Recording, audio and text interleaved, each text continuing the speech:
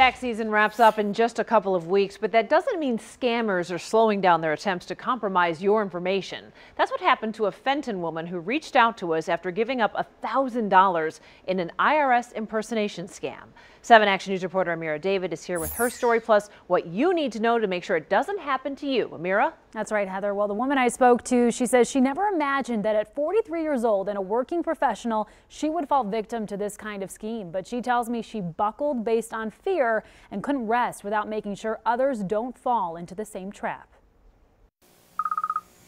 Hello. Kelly Hamlin says when the phone rang, she was certain it would be a stranger, but never expected to hear this. We're from the criminal division of the IRS. You owe us $15,000.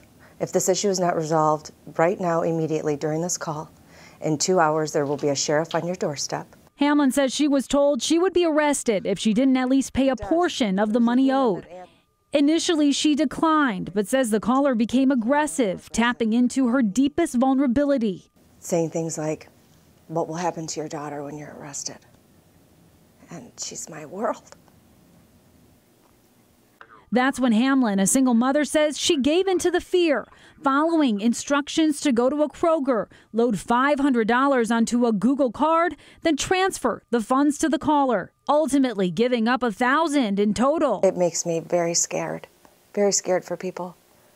Like I said, they get a hold of somebody in a vulnerable moment and they could take everything. But Hamlin is just one of many, with Michigan ranking in the top 10 for the most people to fall victim to IRS impersonation by phone.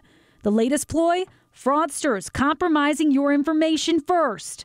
They'll then file false tax returns using that taxpayer's information. A refund will be issued going into the actual taxpayer's bank account, followed by a demand that the taxpayer refund the money. Email spoofing is another big problem. Every day people are falling prey to these phishing schemes, with emails beginning to look more and more like the real deal. So here's what the IRS says you need to look out for. Any contact via email, text, or social media requesting personal information. Anyone threatening arrest or demanding you pay on the spot with a gift card. And the IRS says they want to hear from you if you see any suspicious activity. They're asking you to report it both with the Treasury Inspector General and also with the Detroit IRS field office. We'll post that info for you at WXYZ.com.